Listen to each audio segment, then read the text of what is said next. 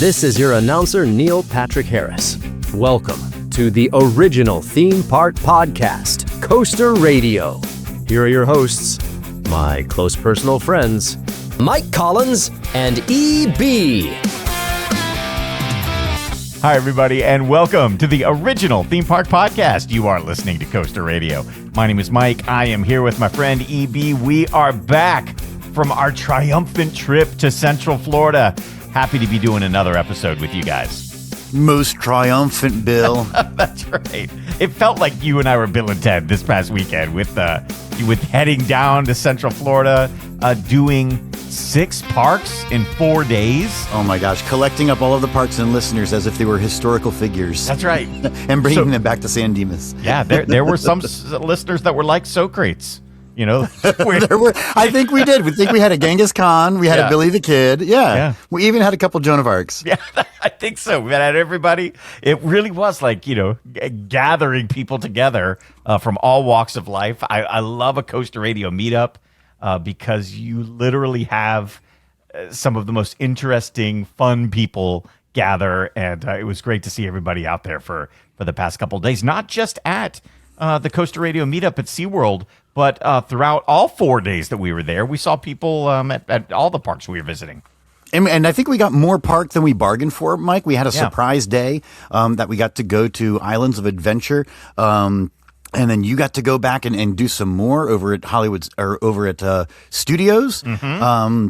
So just a lot more park than we bargained for, a lot more people than we bargained for. So it was just a great time. I think that's what we're going to do for the next few episodes of Coaster Radio is go through the whole meetup and kind of break it down and tell you all of the stories and things that we did. And our experiences and reviews of the rides. This week's show, in the second half of the show, Mike, I think it is going to be that Islands of Adventure and Universal Studios Florida discussion, because that was I guess we're kind of going in chronological order. Then we'll talk about Saturday. That's in the second half of the show. Yeah, it's going to be great. I think what we're going to do over the next month or so, and we'll talk about this more and after the break, but we're still going to do news because we know that's important to you guys, to kind of start the show the way we always do with news. But then the B block of our show after the ads, we'll talk about Islands of Adventure and Universal Studios Florida. That's Saturday. Then the next day we were at SeaWorld Orlando for the Coaster Radio meetup. So we'll do that the next week. Then we'll talk Epic Universe. Mm-hmm. And I am so looking forward to that show and really breaking down our entire day. Don't say breaking down. Oh, no. Yeah, we got lucky though. We had a good day other than just one ride being down. But Tom from Louisville. Oh, yeah. Okay, that's right. Tom from Louisville though saying that it is a top 5 theme park day for him. So that's right. Tom joined us on that day, and he said all the parks he's ever been to, all the trips he's ever taken, it's a top 5 experience. Yeah, so that was good. Then we will do the what was it, Tuesday, I guess. Epcot and Magic. Epcot. Epcot and Magic Kingdom. So a lot of great content coming up. You guys always say you want some stories from the parks. We have stories, a ton of them, man. And do you hear it in our voice though? Do you hear my voice is kind of like deeper? And because I'm exhausted. I'm ragged. I don't know if it's because I was just yelling on too many roller coasters too many days in a row, or if the pain in my feet has come to my head, or maybe I caught COVID on the plane. I don't know what it is. Are you feeling? It's not great. Are you not feeling great tonight? Is it feeling like a little? I am not 100%. I am not 100%, Mike. Yeah, but let's get going. I do want to talk about the parks. That's the second half of the show. But yeah, like you said, let's start with our first drop. Yeah, and it's not often that we can do on-site reporting of a story, but while we were at the Coaster Radio meetup, we started hearing all of these rumors about Stardust Racers because it was supposedly not open on the days leading up to the meetup, but it was supposed to be open the day that we went, which was, the 23rd? I guess Monday, February 23rd. Yes. It was supposed to be open, but then while we were in line for a ride at SeaWorld, people started texting us, and even people in the line telling us, oh no, they're saying Stardust Racers is going to be down for a few more days. And it turned out to be the case. But now, as we were recording this show, Stardust Racers not supposed to open until possibly the end of the month now. Yeah, this is wild. So it's going to be weeks. It's going to be down until mid-March is what I heard. Yeah. So this is not great for the park. And I was looking on Reddit and people were saying that they were contacting the park to cancel tickets, to get refunds, or to move their tickets to other dates. People were complaining that they had planned a trip for so long and they waited, until the park had been open long enough that they thought that things like this wouldn't be happening. And just so much disappointment out there. And I know we were very disappointed when we found out that Stardust Racers would not be open during our visit. Sure, for me, out of all the rides, the new rides especially, that we are going to get to experience, that was number one on my list of just being so excited to try that out after hearing so many great things. We talked about being there on site to see part of the story while we were there at various parts of the day on that Epic Universe Day. What was it, on Monday the 23rd? There were workers up on the track, up on scissor lifts doing something. We could see them up there doing it. So they're obviously making some type of fix or modification. Who knows? But they were working on it. So, work is going on. And actively, yeah. And even after dark, we saw them out there. They Yeah. had the work lights on and some spotlights, and they were out there working in the evening. We did comment, we did find it funny that the entrance to Stardust Racers had at least 4 crew people, 4 staff members standing in front. And we were wondering if that was because they had to share the burden of being harassed about the ride being closed. Oh, yeah. They had to have 4 people instead of just the one person there to tell you and disappoint you. They had 4. Yeah. I got to say, though, I mean, not to jump ahead to a show that's 3 weeks from now, but like the ride looked incredible. I mean, just from the various vantage points you get at Epic Universe of that ride. And it's kind of funny. It's off over there on the side. It's kind of come into the park and it's over there to the right. But it looked cool, man. And I'm looking forward to one day getting back on it. But yeah, a lot of disappointed people there the day that we were there. And a lot of people who had come to the Coaster Radio meetup, not just for the meetup itself, but really hoping to get to Epic Universe and riding that ride. Yep. Just like we were. So it's a bummer, man. And there's no news other than we saw them working on it, and we have no idea what they're working on. But it's not just a couple days it being down. By the time maybe they open it, it could be a month down. Who knows?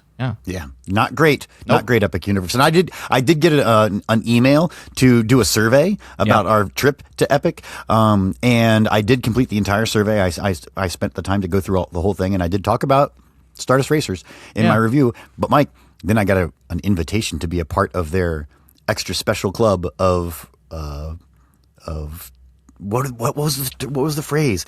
Like I get to they want me to be a part of a panel. Oh, that's good.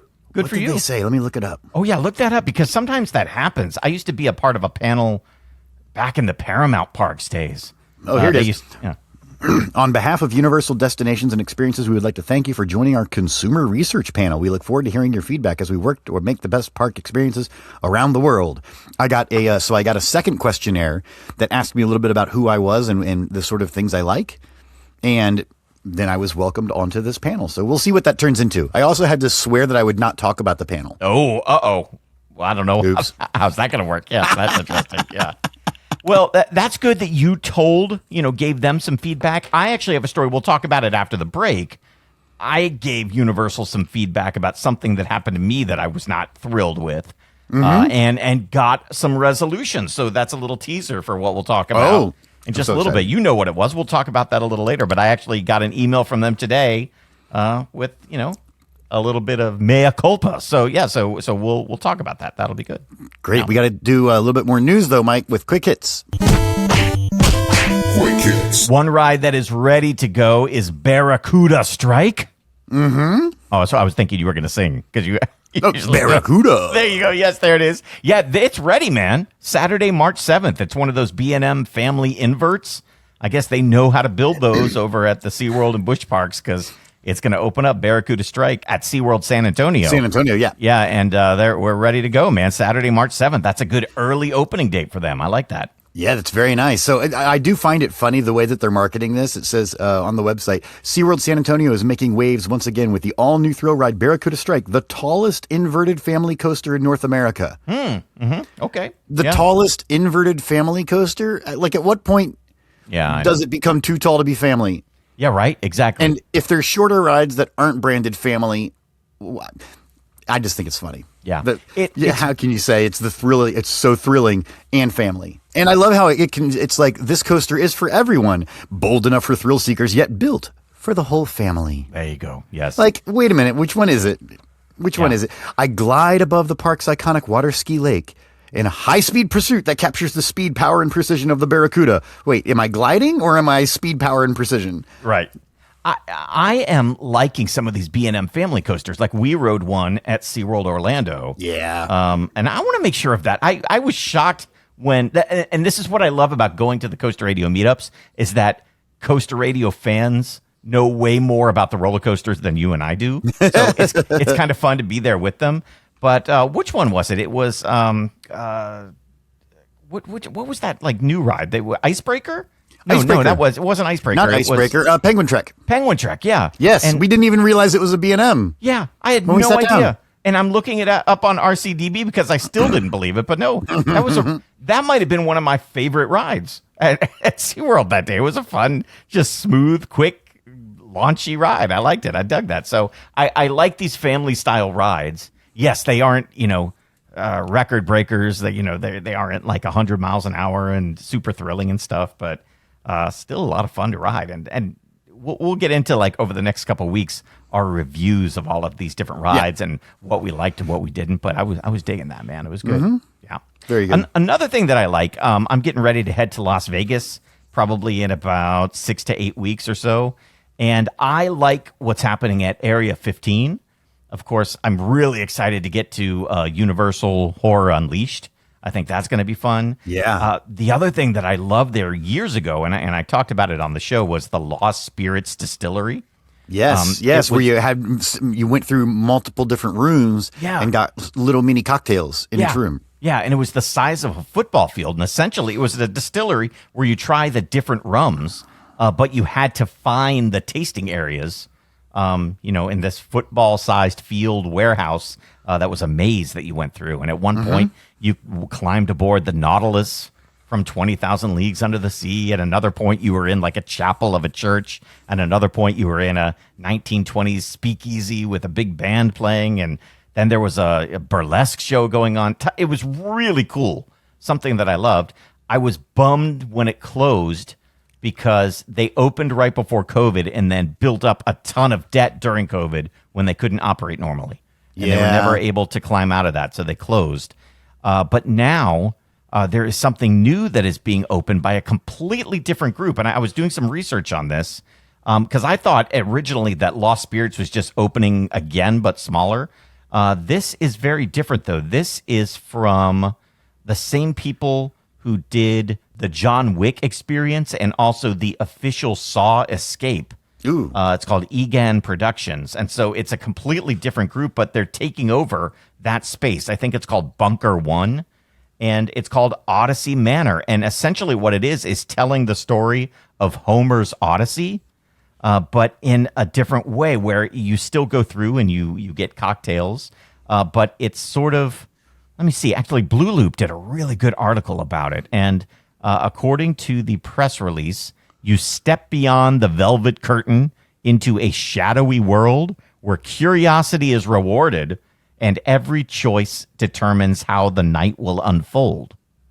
And so it's called Odyssey Manor, and you go to the home of these fictional characters called Felix and Penelope, and you're there to celebrate Felix's birthday.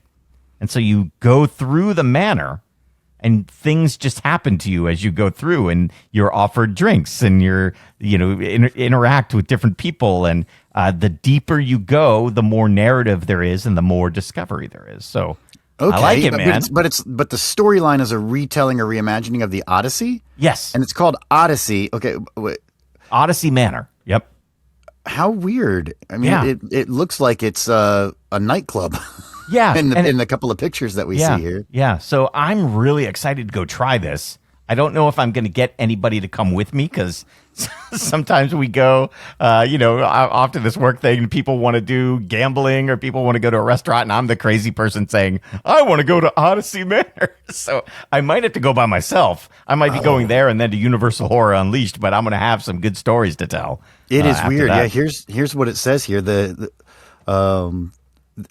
It's a fusion of Area 15's hidden lore and the mythic journey of Homer's Odyssey. Step inside a surreal story where sirens, shapeshifters, and eccentric hosts invite you to explore velvet-draped rooms, interactive installations, and craft cocktails that blur the line between theater and nightlife. Yeah.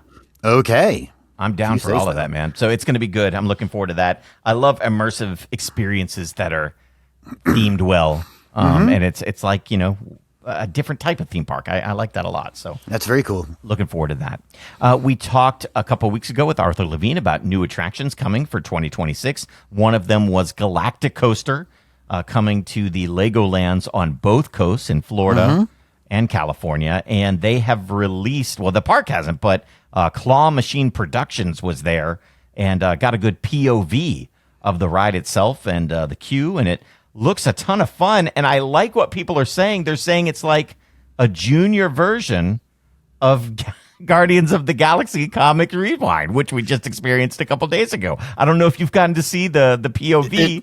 But man, it absolutely is. Yeah. It absolutely is a junior version of Guardians of the Galaxy. I think what's not great about Galactic Coaster at Legoland, Florida, is it doesn't have enough stars. That was something I loved about Guardians ride.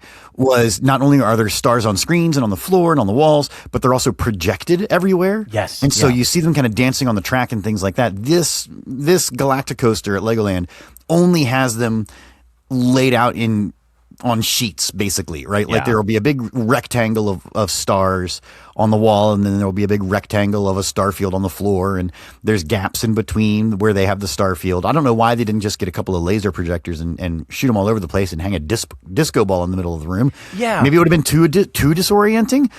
It's also incredibly short. Really short, this roller coaster, which I was surprised at. But I was just surprised at how many things it sort of borrows from Cosmic Rewind. The spinning cars, even the cars itself sort of look a little similar.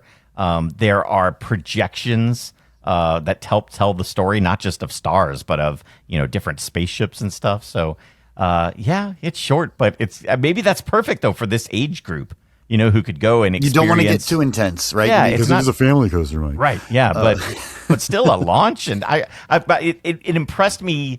That first launch into the star room that they had there, it's pretty cool. And I'm with you. I wish they would do a little more, like put some on the floor, or even just like you said, I don't know, go to Spirit Halloween and get some disco balls. I don't think it would take much. I really don't think it would take much. And then, of course, the part of the ride that I was most curious about is it's a Lego park. Build your roller coaster car. Build your rocket ship. And we see how that works. It's kind of phase 2 of the queue line. First phase, you have an animatronic Lego man telling you some story. You go into the next room, and then you essentially get to pick options, like which nose cone do you want, which wings do you want, which tail do you want on your roller coaster car. And then you have a magic band that you tap, so it tracks you and knows which car you sit down in. And you go into the station, and it's the base of what you built onto. And the idea is that after you're in it, those things will be added. You just can't see them. Oh, I see. Because it's dark. Yeah, right. And then when you get off of the ride, you can see an animation of you flying at the asteroid in your roller coaster car with all of the gizmos put onto it. But it's kind of like after the fact, you finally get to see it like you're going to see the on-ride photo. Yeah. Kind of a dumb thing, but whatever. Yeah. I thought for sure they were going to do something where you sort of like, again, not jumping ahead, but like on Test Track at Disney, at Epcot, when you customize the vehicle and you see your reflection. Yes. And your reflection has you, and then it changes in the reflection. That would have been a great way to do this. Oh, yeah, that would to be cool. show your roller coaster car. Yeah. They could have done that in the beginning when you first get in the car. And then they could have shown at the end of the ride, do it again, and have those pieces taken off. And that's why you only see the base vehicle loading and unloading. I don't know why they didn't. Yeah, probably not extremely hard to do, like with a little Pepper's Ghost illusion, but right, I don't know. But that is cool. Yeah. And that was cool how they did it on the new Test Track. So, man, there's so much for us to be talking about in the next couple of weeks. I'm excited for this. This is good. Yeah, so another ride we're looking forward to, huh? Yeah. Is Dollywood Night Flight Expedition. I can't wait for this ride. I think at some point I've got to get back down to Dollywood because, of course, And we got reminded of this every second on the meetup by somebody saying like, oh, the Coaster Coaster Radio, everywhere you go, a ride stops operating when you get there. And of course, they're talking about Stardust Racers, but somebody reminded us that we went to the meetup at Dollywood and Lightning Rod was not operating. But I feel like that ride is operating reliably enough now to where we could go. Rebuilt the entire thing at this point. So that should be working. Also, Big Bear Mountain, and now this. It's probably time to get back down to Dollywood. While we were at the meetup and while we were in Florida, Dollywood gave a bunch of people a behind-the-scenes tour, including Screamscape. I think Coaster 101 was also there. So basically, word is that the things are still being built. Track is still on the outside. There's nothing in terms of theming on the inside yet. So all the track being put up. But their park president said they are still aiming for a spring opening. And to ensure that, and this comes from Screamscape, work crews are on site 7 days a week, working 2 shifts a day to get it ready for the spring. And Dollywood should be in charge of the roads. Yes, right? and highway construction. I love that. They're still going for it. They don't want to delay, so they're doing double shifts, and they're working 7 days a week. Good for Dollywood. Of course, spring, Mike, what's the latest that you would allow spring? Would you allow spring all the way up to May 30th? I think spring officially goes to June 15th, right? Oh, if we're actually going with like the solstice or whatever? If you go with the solstice, yeah. But we can go all the way to mid-June. Yeah, Great. I'm with you, though. Once it passed June 1st, you're into summer. Yeah, I think June 1st is summer. I'm getting Memorial Day. You're kind of in the summer. Yeah. So if you, at least, to most people. All right. But Dollywood, we gave you a dedeadline. There you go. Yeah. Yeah, but I don't know. I mean, if they got it up by mid-June, I'd be happy. That'd be good. Great. But, you got other parks like SeaWorld, San Antonio getting their new ride open March 7th. So, but of course, Night Flight Expedition, a much more complex ride there. So we'll see. Let's take a break. And then it's time to do the first of our trip reports from our epic Florida weekend. What do we do? 6 parks, 4 days. So we will talk about day number 1, where you and I got to see Islands of Adventure and Universal Studios Florida. All right. Lots to talk about, EB. Lots to talk about. We'll do it right after this. This is Coaster Radio.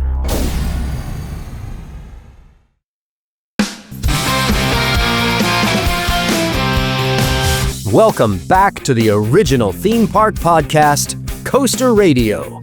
Here are your hosts, Mike Collins and EB. Welcome back, everybody, to the original theme park podcast. You are listening to Coaster Radio.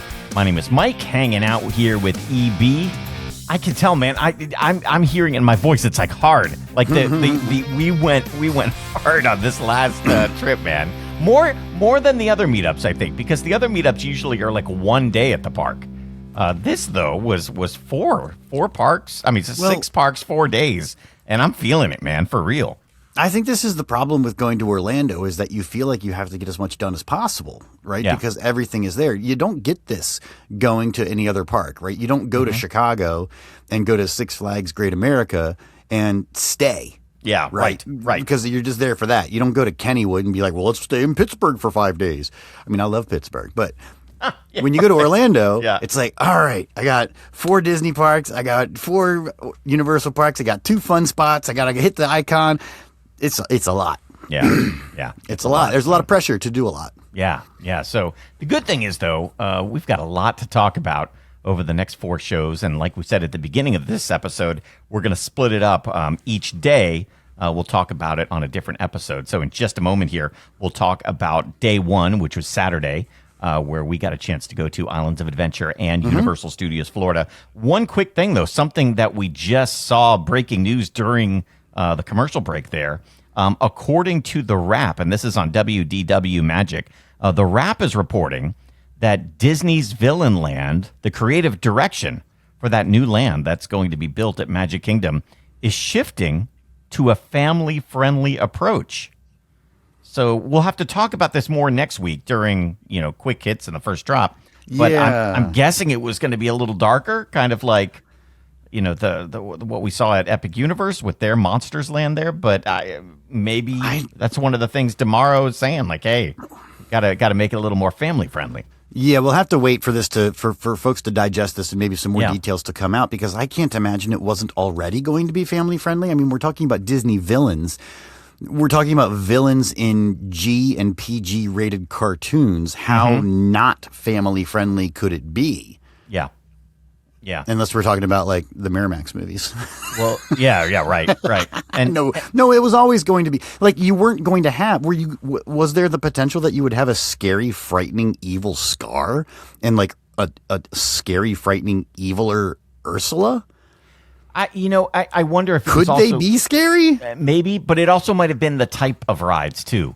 For instance, they're talking now that about, I can understand. Okay. Yeah, like for instance, there's going to be a Maleficent roller coaster from Sleeping Beauty, supposedly, and I guess it was going to be maybe a more intense roller coaster, but now they're looking at something along the lines of Slinky Dog Dash, making it more like that, so something that more kids could ride.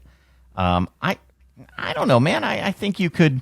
We'll have to wait and see. We'll have to. Yeah. Let's wait a week. We'll talk about it next week. Yeah. This is really interesting. Yeah, it's going to be fun though, because they're talking about bringing the same ride system that Pirates of the Caribbean Battle for Sunken Treasure at Shanghai Disneyland has. Great. I'd be excited for that if there was some type of villains ride based on that, like where you're in a boat and going through the villain's lair, and you see that could be cool. But you got to still, I don't know, you got to push the boundaries a little bit in the villain's land. I think you can't make it all hunky-dory. It's not Fantasyland. It's the Villains Land. So, think about how many villains are in Fantasyland, though. Yeah. Oh, we saw some there, too. Yeah. So, I don't know. We'll talk about this next week. This is a good thing to look forward to next week. And, of course, you guys out there, if you have some thoughts about what you think and the direction that Disney should go, and look at the article on the wrap, send us in your comments, and we'll talk about them next week. Great. Yes. All right. So, let's do it. Day number 1. Was Saturday, where we were heading down the meetup, of course, at SeaWorld Orlando the following day on Sunday, but we decided to get things warmed up. Let me just tell you really quick about my Friday. I'll just give you a real quick rundown on that. And maybe also, EB, you should talk about, too, like the whole reason for this meetup is because you were heading down there for a wedding on Saturday afternoon, but I think both of us got there on Friday to kind of set things up. Yeah, so that was the whole thing. My partner Stephanie, her cousin was getting married. We got the save the date, nearly a year ago. And should we go to my cousin's wedding? Where is it? Orlando. Yes, we should go to your cousin's wedding. Right. So yes. The rehearsal dinner was Friday night. The wedding was a dinner wedding on Saturday, and yeah, we didn't do much on Friday, but Saturday. It was funny because there were no plans. Steph was talking about how she wanted to spend time with family, but didn't want to make any plans until she talked to them. Well, when nobody makes plans, Mike, that's not going to work out. Yep. So Saturday morning, everybody was down at breakfast talking about, well, maybe the girls want to go and get mani-pedis, and this brother wants to go and shop for a suit jacket, and maybe somebody wants to go to the botanical gardens, and I don't know, what do you want to do? I don't know what you want to do. And I text Mike, what are you doing? He's like, I'm going to Islands of Adventure. And I was like, yep. Who wants to go to Islands of Adventure? And so I took a sister and a niece and 2 nephews. Yeah. And headed to Islands of Adventure. And it was like, all right, the Uber's coming in 12 minutes. Get in the car. Scarf down your breakfast. Let's go. This worked out great because a longtime friend of the show who works at Universal had hooked us up with tickets, not only for Islands of Adventure and Universal Studios on that day, but also for Epic Universe 2 days later. So the thing that I was feeling bad about is I was going alone and had 6 tickets total. That's right, because the pass that he got, that's the whole thing, is the pass that he got you was good for 6 people. Yes. And you said, I've got a pass for 6, but I'm just going by myself. And so I literally, in the breakfast at the hotel, I raise my hand and I say, I need 4 people who want to go to Universal Studios with me. Go, yeah. And you found really great people to go who were really excited and had a lot of fun. So I was excited for that. Let me backtrack 1 second, though, just to tell you about my Friday night, because I came in to Universal and I was staying at Cabana Bay. And the reason is I was not planning on renting a car. And I knew that from Cabana Bay, I could either walk to Universal Studios Florida and Islands of Adventure and City Walk, or I could get across the street to where they have a water taxi that I could float in to City Walk and do it that way. So either way, I think it was Sapphire Falls, which is right across the street. So I was thinking, this is going to be great. I don't have to Uber from my hotel to these places. I could also, when we went to Epic Universe, just take the shuttle bus. So I'm just thinking, This is how we think about you guys out there who help us out on patreon.com/Coaster Radio. We don't want to waste your money. We want to spend it on the show, spend it on getting into the parks and stuff. So this is how we're doing it, like figuring out like what is the best way, what is the most cost-effective way to see the parks and do it this way. And also listeners help us out with tickets a lot of times too. So that's really cool. Anyway, so I get there. I don't know. I guess like my flight landed at like 2:30. Got in the Uber, went right to Cabana Bay, and I walked through the doors. And I know this is a 2,000-room hotel, but the entire lobby is jammed full of people. Just jammed. Like the front desk is just mobbed with, I'd say, like 200 people waiting to check in. Now, Universal's Cabana Bay and the Lowe's Hotel let you check in online. You can do mobile check-in. They give you that option the day before, even paying ahead of time. So they said when you get there, go to the mobile check-in desk, which is this tiny little desk off to the left with one guy behind it. And then that line is like 30 people deep, like just waiting. And it's this one overworked guy, and he's trying to get things going.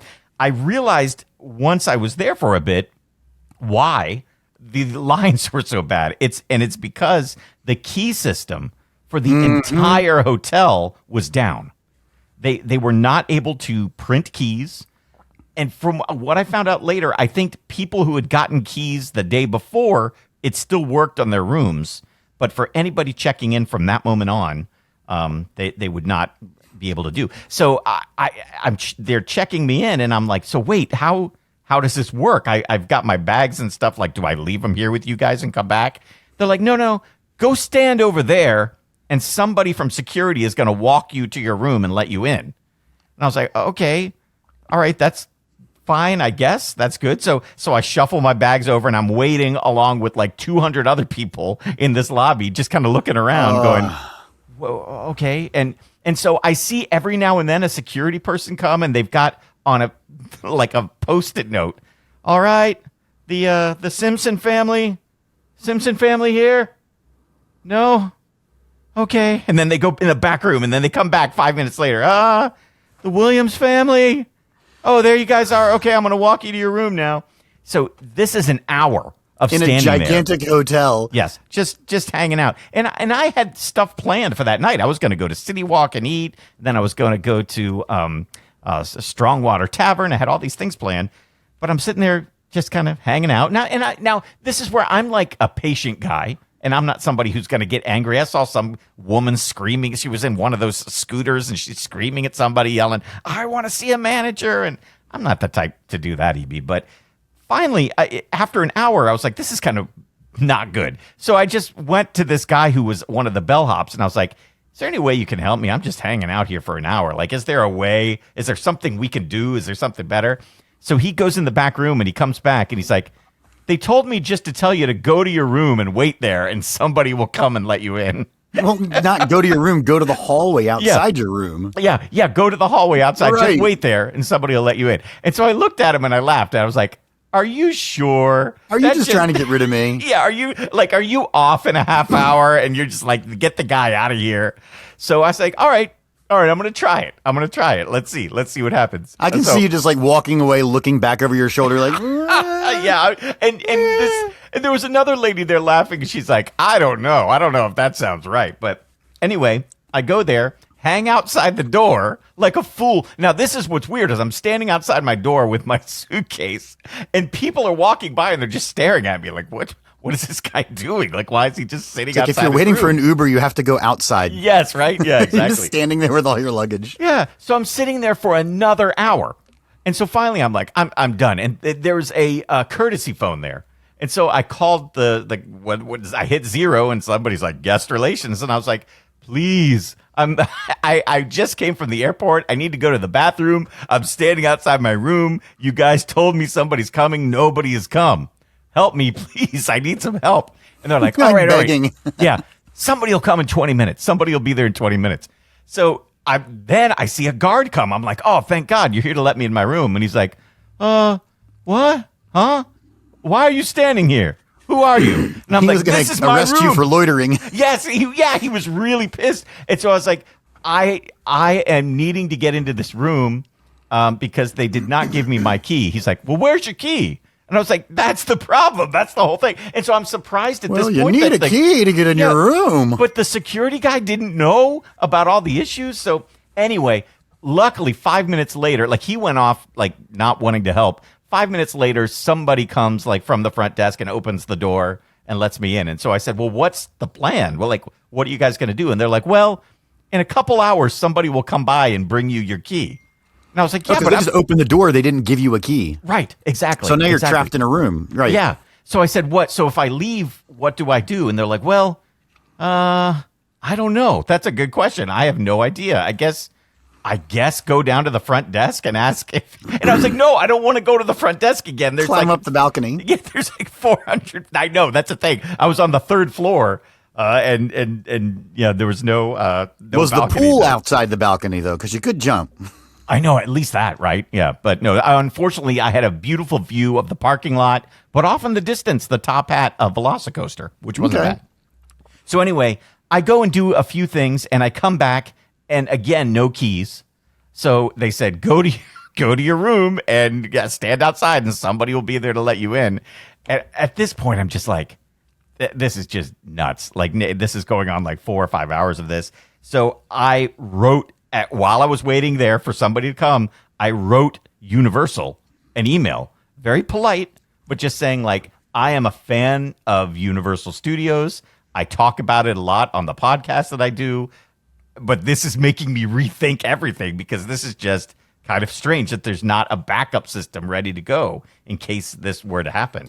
Well, or you have how many hotels, get another key reader over there or whatever you need to do. Right. You would just think with that many people. Call in some backup. Yeah, that, and IT issues happen. I understand that. And I'm sorry, this story's going on long, but at the end, so basically what happened is after another hour wait, they send the friendliest person to my door with the keys. Oh, no. Oh, this is the other thing, too. At first, they were like, well, we're sending somebody up, but if you want, come back to the front desk and we'll give you your keys. And I was like, no, I'm not going back there. I'm waiting here. Send me the keys up here. I'm not leaving. I'm not doing another back and forth with all my stuff and all that. No.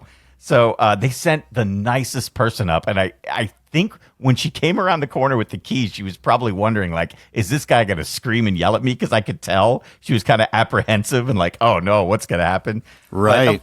But you know me, man. I'm not that. I don't do that. So I was just like, thank you. I know it's been a trying day.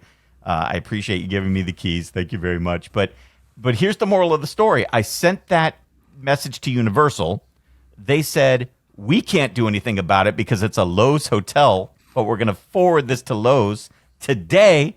About an hour before doing the show, they sent me a message saying we're going to give you 2 nights off your bill because of what happened. So I got to say they stepped up and took responsibility for that, and that's good, right? So that they saw. What I was most mad about is that it seemed at the time like nobody cared about the time that was being wasted. Like they were just kind of like, we don't know what to do. You're on your own.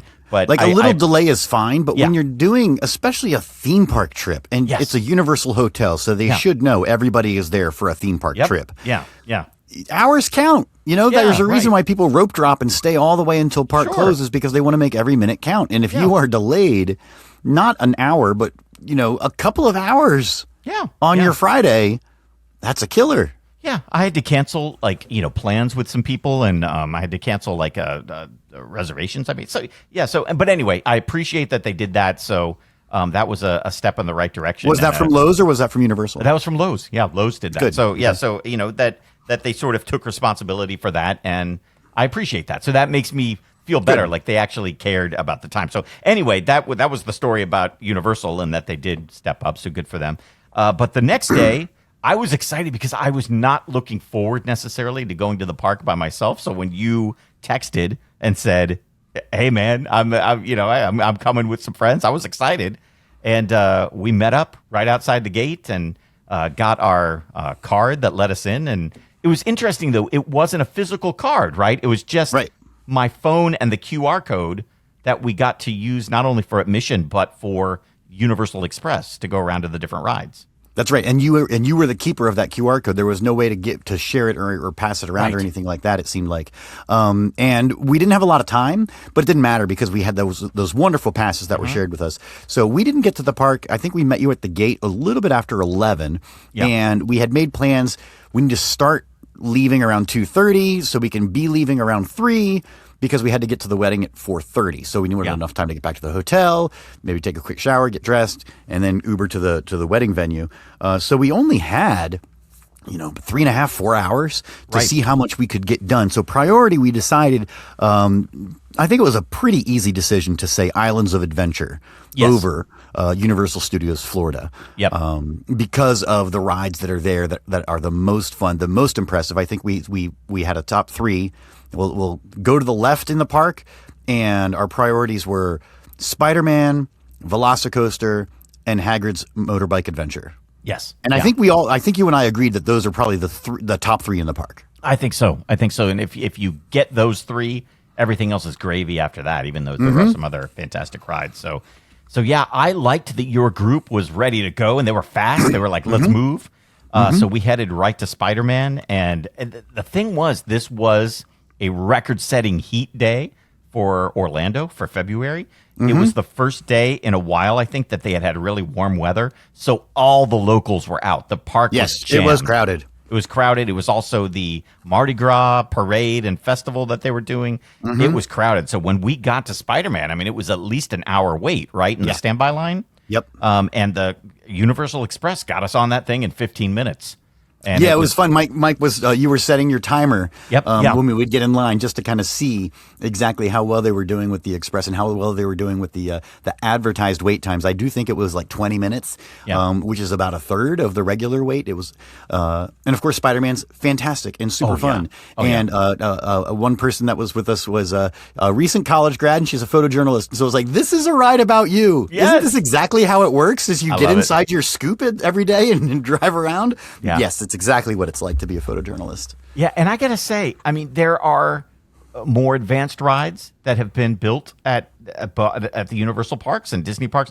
To me, this still 28 years later. Yeah, is one of the best theme park rides anywhere. Still. I mean, and I love the fact that they have updated the projections and the animations, but everything is just so well timed, so perfect. It tells a story that you can understand.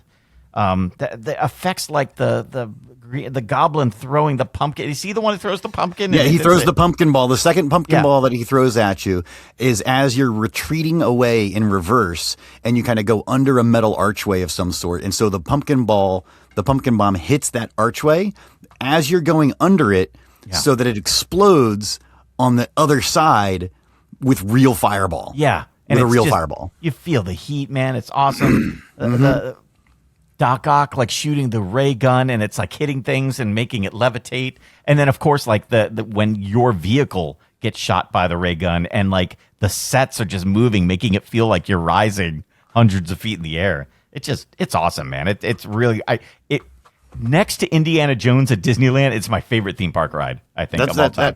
I think I'll share that with you. Yeah, I really love that. And it was fun. The nephews, they're younger teens, and they had a great time. They thought it was really cool. The effects just wowed everybody. It's fun. And it was really fun at the end of the night.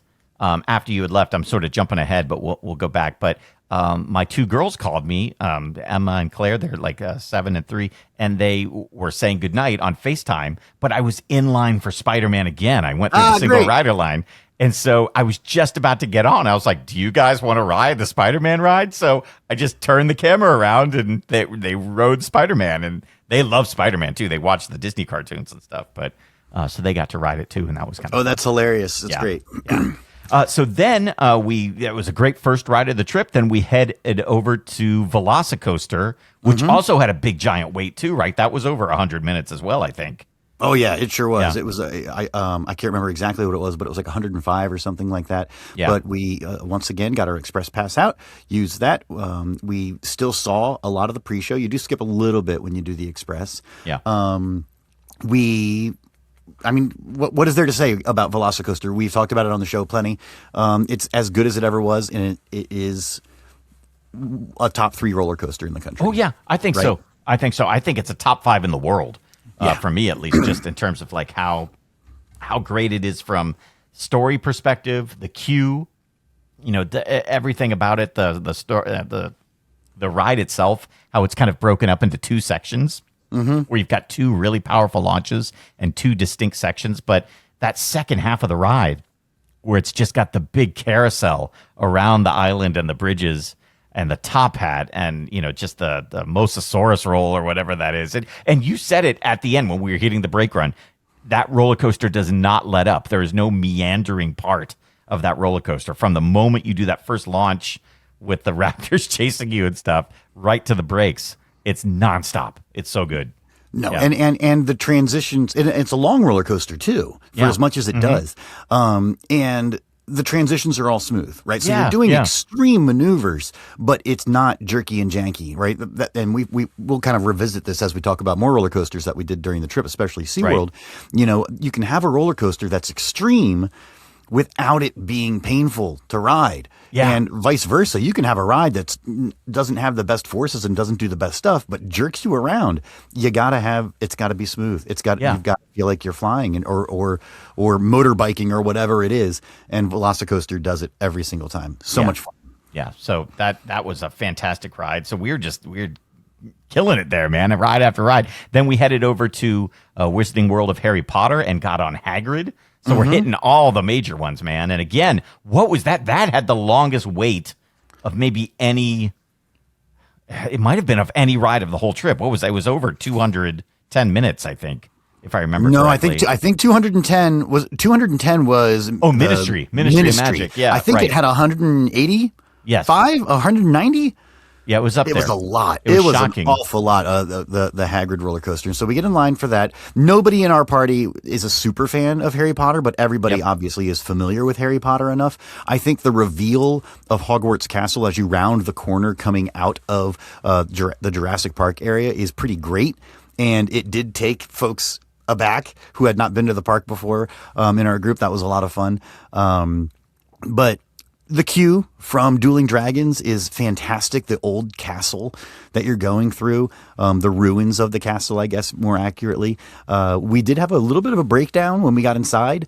What was that? 10, 15 minutes, maybe? Probably not so much 15? at all. Yeah. Yeah, but we were right there in the loading area almost.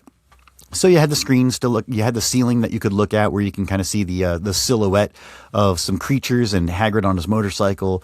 So we had something to look at least, and we were in the open area, not stuck in a literal cold, damp hallway. Yes, like a lot right. Of the queue line is. So absolutely. Yeah. But then the ride itself, I was on the bike. I couldn't remember honestly if I had ridden the bike or was in the sidecar the first time that I'd ridden it on the last trip. I think I might have been sidecar, but I loved being on the motorcycle. Yeah.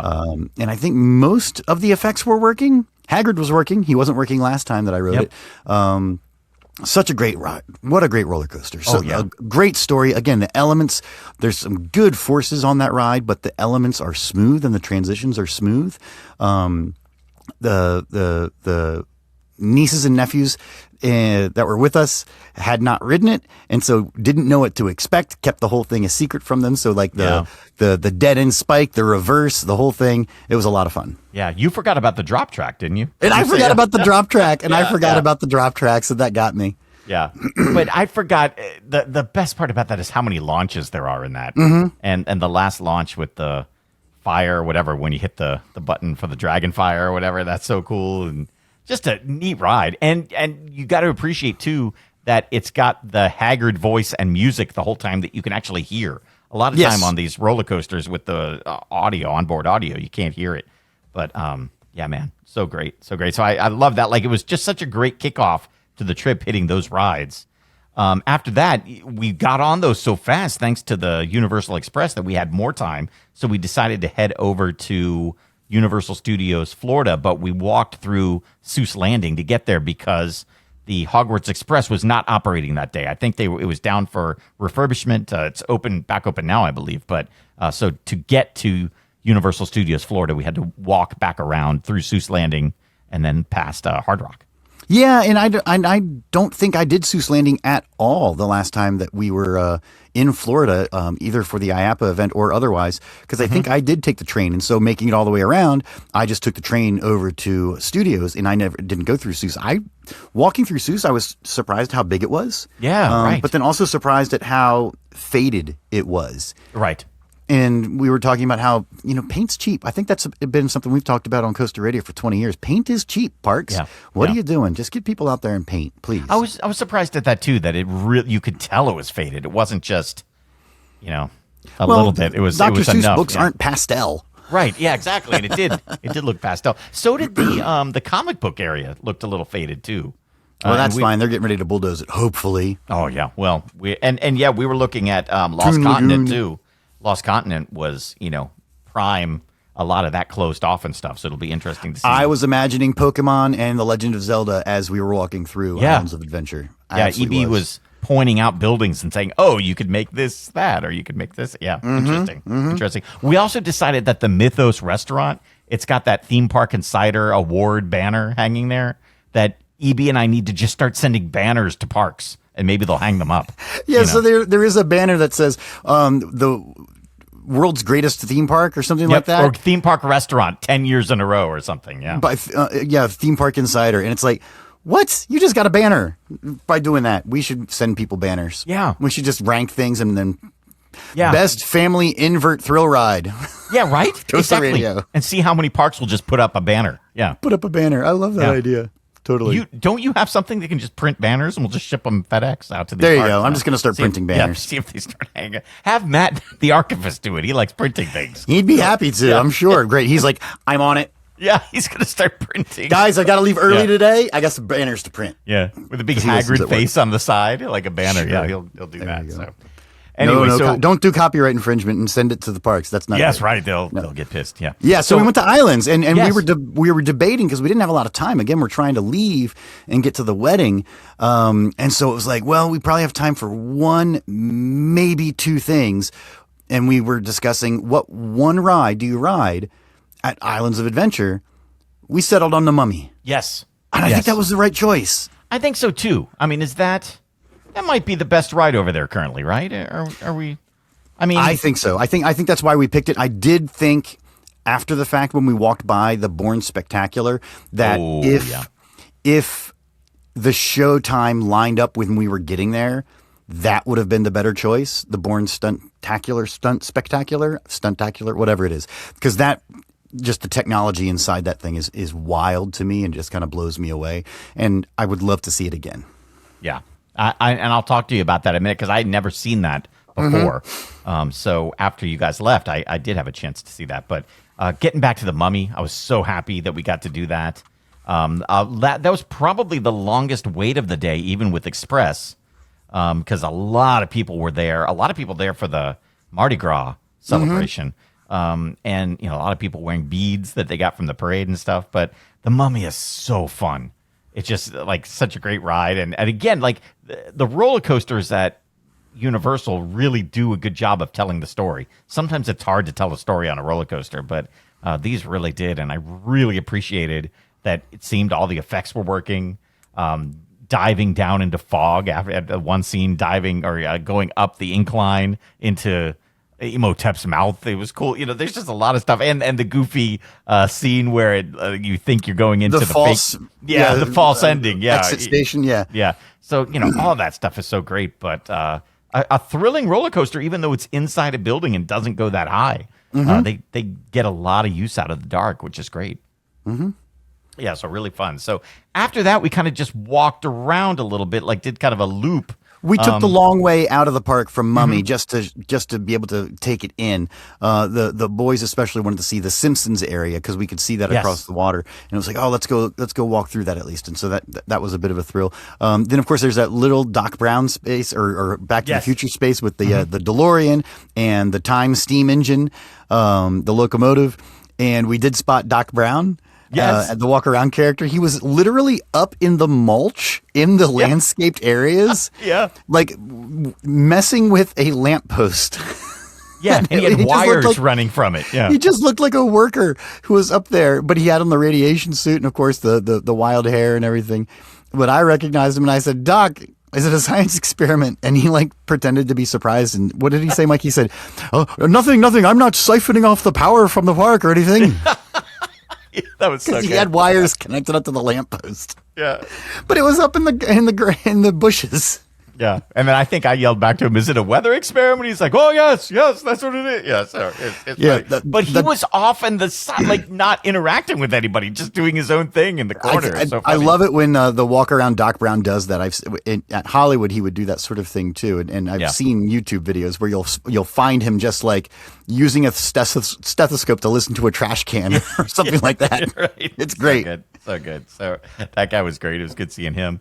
And then we headed out of the park, and you guys were off to the wedding. Made it to the fancy pants wedding. It was great. Yeah. So from there, though, then I had the rest of the day because there were still at least 6 hours left. So I went back into Universal Studios Florida after a quick lunch at Cowfish, where, by the way, I found the one seat available at the bar where I did not need a reservation. So they let me sit at the bar. I got a nice drink, a nice meal, got kind of just rejuvenated for the rest of the day, headed back inside the gate. And this is where I went on a ride that surprised me. And this will be a theme over the next couple of weeks of me and EB having very low expectations of certain rides and then having those rides exceed those expectations. Mm-hmm. That happened many times. It happened for me on Villains-Con Minion Blast, which this is the ride where it's not even a ride. You get on a moving walkway and they give you these wireless blasters and you're just shooting at different targets on screens as the walkway moves through these different screens. And I did not think I would like it, but the first time I went through shooting the guns and stuff, and I was like, hey, this is kind of fun, actually. This is cool. And as I got to the end of the ride, I saw there was a high score screen. And I was like, wait, these people have names on there. How did that work? So I went over to this guy who was in the gift shop, and I was like, tell me how this works. And he's like, oh, well, you have to go to the Universal app. You sign in, you give yourself a screen name, and then as you go into the ride and get your gun, you sync it to your phone by scanning the QR code that's on the gun, and then it will keep track of your scores. Then all of a sudden, I was like, wait, so this is kind of interactive, and I was looking at the app, and it gives you different missions, and if you hit certain targets during the ride itself, you get power-ups, and the gun becomes more powerful. And all of a sudden, it started becoming a lot of fun, and there was no wait. It was a walk-on. So I went around and did that ride 4 or 5 times to see if I could do certain missions, get certain scores.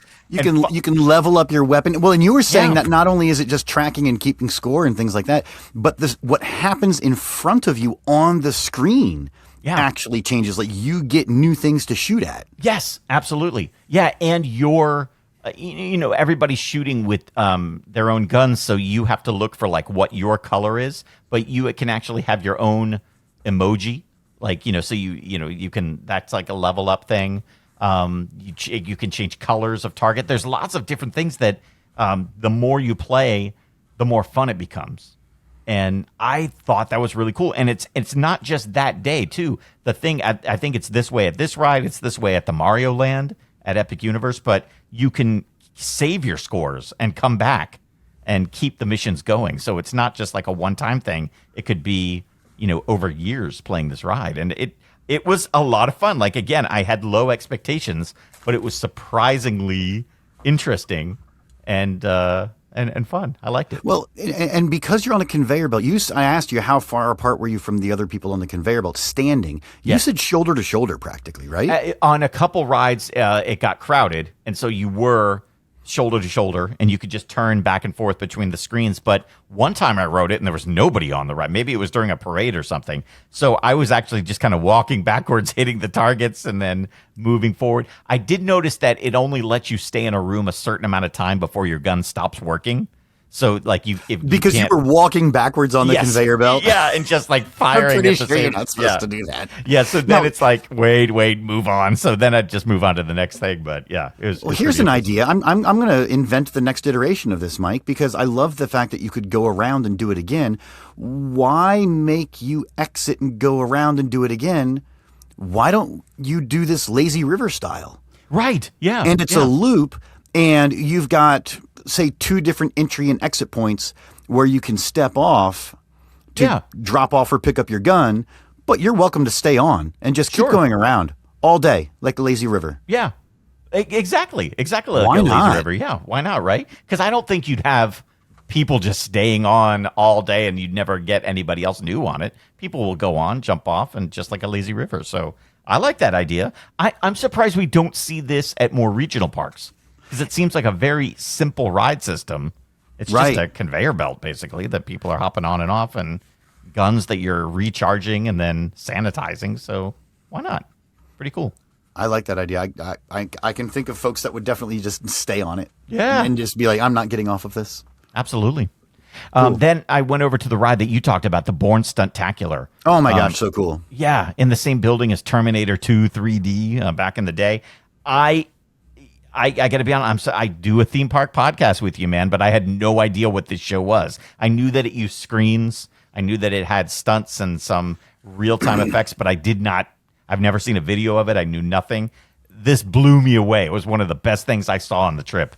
Yeah. In terms of what it was. Yeah. How would you describe? I've tried to describe this to people and I struggle to. So explain to the listeners what this show experience is in the best way you can. Yeah.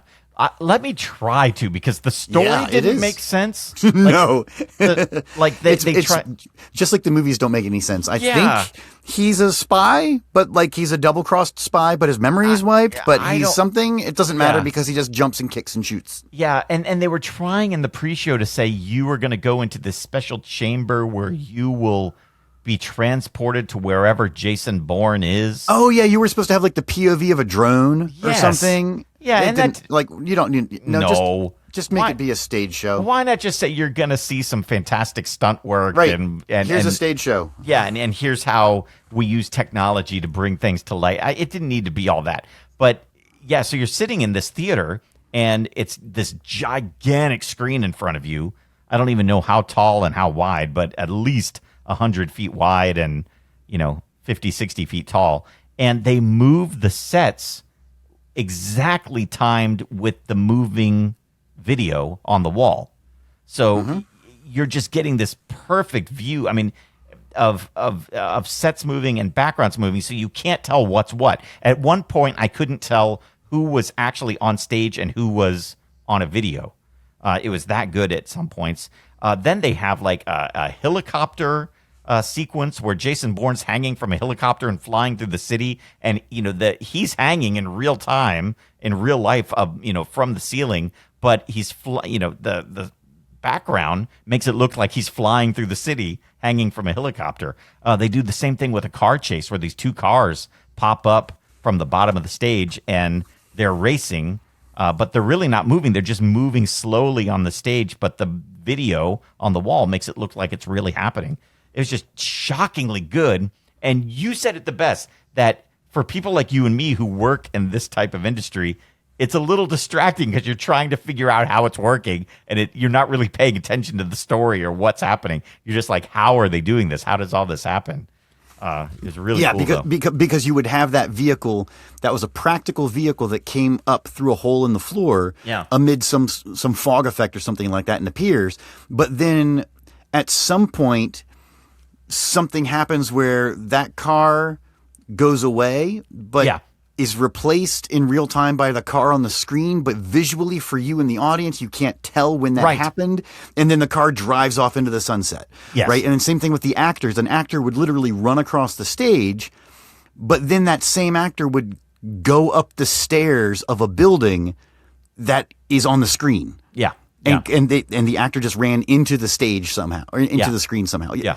The whole Cool. thing is just really wild, and I would say it's just distracting how complicated it must be to have designed and built that thing. Yeah, and there were fire effects on the screen that would then transfer to fire effects on the stage, and like just so many great things. So I am sad for people who walk by that and don't experience it, just like I have many times on all my other visits. You don't know what it is. It looks like a theater. Yeah, but now I will not miss it ever again. It was that good. So if you are at Universal Studios Florida, take it from me and EB, you got to check that out. Yeah, I think it's the number one attraction next to Mummy. Yeah, I mean it might be the number one attraction. Yeah. Time was winding down, so I went to the back of the park. I rode Men in Black Alien Your Attack. favorite. I love that ride, and I have ridden that ride 24 times probably, and never gotten the high score enough to get the Men in Black suit at the end. But this time, damn it, I did. Wait, what is this again? Tell us. Yeah, so basically what happens if depending on what the score is of your car, if you get a low score, Will Smith at the end, you see a video where he brings out the little device and wipes your memory, and you don't get to become an agent for Men in Black. But if the car gets a high score, it shows a different scene at the end, where the car turns and a big door opens and they have black suits for everybody on the vehicle. And I've never seen that happen except for this time, because everybody who was on our car was really good. I saw all the scores. They were all like over 100,000. We hit the opposite car a bunch of times and made it spin. So I guess you get like really big points for that. Yep, that's a big one. Yeah. But at the end, man, it did a scene I've never seen before. And when our car went through, we didn't see the scene where they wipe your memory. Wow. I love that. So I'm imagining you single rider in the queue for Men in Black, like scoping out the people who are also in the line. Yeah. Like, sup, you know what you're doing? Yeah, all right, you're with me. Let's go. Let's do this. Come on. All right. Right. Who, So- you? Great. Yeah. We're doing this. Yeah. Okay. Don't let me down. Come on. Let's go. Oh yeah, so good though. The single rider line. For that I did not use Express. I just was like, let me go through the single rider line because it was just as fast, and it's really great. Really really good. So on all those attractions, which are great. So because I think the Express Pass that we had, you could use once, but if you wanted to ride again, you have to go through the regular line. So okay. So I was working my way back around the park. I went to Diagon Alley to ride Escape from Gringotts. Which is another great ride, especially with Express. That was a long wait, but got on that in 10 minutes or so. So that was a fun ride. Everybody enjoying that. Like that's a decent enough roller coaster. I was in the very back seat of the last car, so when that tilt track went up, I was really high in the air and had a nice drop. So that was great. But that's a fun ride. I mean, heavy screens, but 3D and really really cool. I went to the bar over there and went to the guy behind the thing, and I was like, I remember when I was here 10 years ago, I had some type of cider drink with Fireball whiskey, and he's like, Fireball whiskey? I don't know what that is, but we do have fire whiskey. Whiskey. Yeah. So they gave me a cider with a shot of fire whiskey in there, and that was really tasty. So I enjoyed walking out, and I saw some of the Mardi Gras parade with my fire whiskey.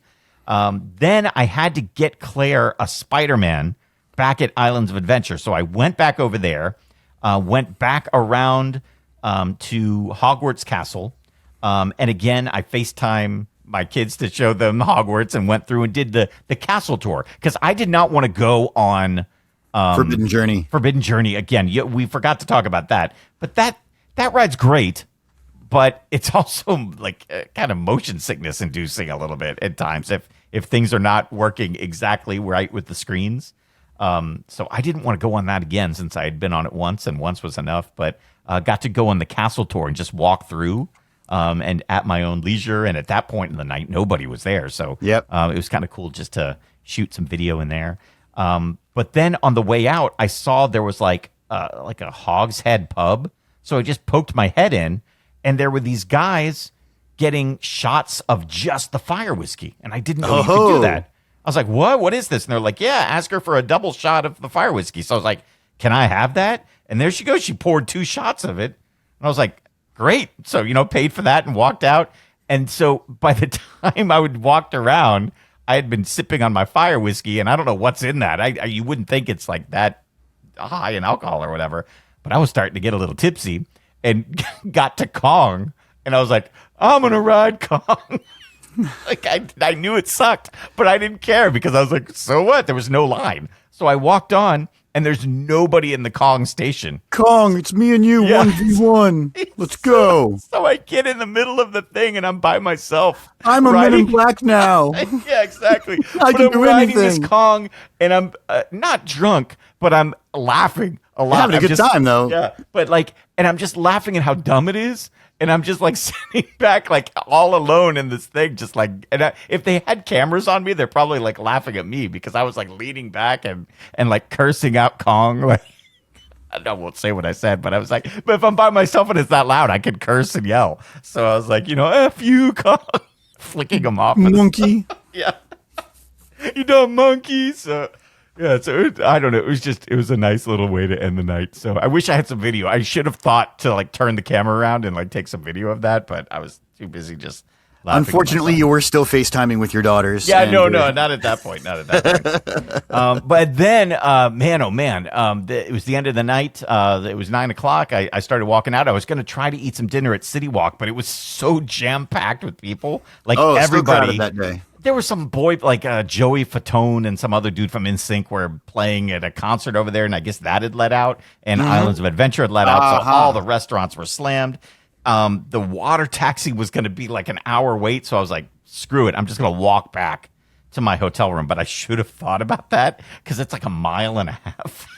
Well, you had your Fitbit running all 4 days, and I think we need to do a Fitbit mileage report each day. Yeah. So, yeah. Oh, I'll look at it right now. I've got my phone right here. After the long walk back, what was the mileage that we walked, or I guess you walked, because you walked a lot more than we did, on Saturday? Yeah, here, I'm gonna go back right now to Saturday here. Hang on, here it is. So I think you said you got more than 10. Yeah, so 28,298 steps. That is 13.14 miles. I think that was your biggest day. Yeah, that was the biggest day, 13 miles in one day. Yeah. Oh, my gosh. Oh, man, yeah. So much fun. A great first theme park visit for this epic, no pun intended, 4-day, a 6-park meetup event. Yeah. And next week's episode of Coaster Radio, we are going to be talking about the SeaWorld meetup. That was day 2 on the Sunday, and we had a lot of people show up. We got on all the roller coasters. So much to talk about. So much fun. We saw some Jaws 3D stuff. Yes, that's right. We went backstage and saw where they shot Jaws 3D. Yeah, it's going to be great. That's next week, though. That's next week. And, you guys are going to love this. Next week, as part of that show, we got a little info that might be a little breaking news about what's coming to SeaWorld Orlando. We did an interview. We pressed for some stuff. We got a hint at what's coming up, and we'll be able to talk about that. What a tease. Yeah, a really good tease. We'll talk about that next week. And that, I think that's going to be something that a lot of people are going to be talking about. The park teased a little something, and we can talk about that and try to figure out what the clue meant. And that'll be fun on next week's show. All right. Fantastic. Thank you, everybody, for supporting the show. Thanks to everybody who came out for the meetup events and going to the parks with us and hooking us up and having a great time. So much fun. We appreciate everybody. Support the show at patreon.com/Coaster Radio. Join the Coaster family. Be a member of the Coaster Meet. Yes. At patreon.com/Coaster Radio. We are sharing some stories and some pictures and things like that on the Discord. At every pledge level at patreon.com/Coaster Radio, you get access to the Coaster Radio Discord. Go check out those pledge levels, patreon.com/Coaster Radio. Let's say thanks, Mike, to everybody who pledges at the $20 level. Yes, let's say thanks to Alex Payne, Brian Wackler, Chris Rankin, Cincinnati Nick, the sweatshirt guy, our friends at Club Z, the 2 bearded Coaster Chris's, CM Venom, Colton Tom, Dino, Grace, John Brody, John Brown, and Josh Combs. Also, Justin Padilla, Karen and Lee Howren, Kevin Wilson, Kyle Kiefer, our friends at Made to Thrill, Matt Walker, Mike Bear, Nick from Paris, Paladelis Reyes, Patrick Steinman, Rich Barber, Rick Burnley, Shane Mankiewicz, Tom from Louisville, and Zachary Carpenter. Also, thanks to Kyle at Lindner Design Company, specializing in branding, illustration, and small batch custom apparel. You can find them on Instagram at Lindner_design. Thanks for listening, everybody. EB, let's go get some rest, man. We need to get some sleep. It's been a long couple days. I'll have 3 fire whiskeys and I'll hit the hay. There you go. Yes. It'll knock you out, man. Everybody have a great week. We'll see you next time. You've been listening to Coaster Radio, the original theme park podcast. To learn more about the show and hear hundreds of episodes from the archives, visit our website at coasterradio.com. This is your announcer, Neil Patrick Harris. Thanks for listening. Peace out, suckers.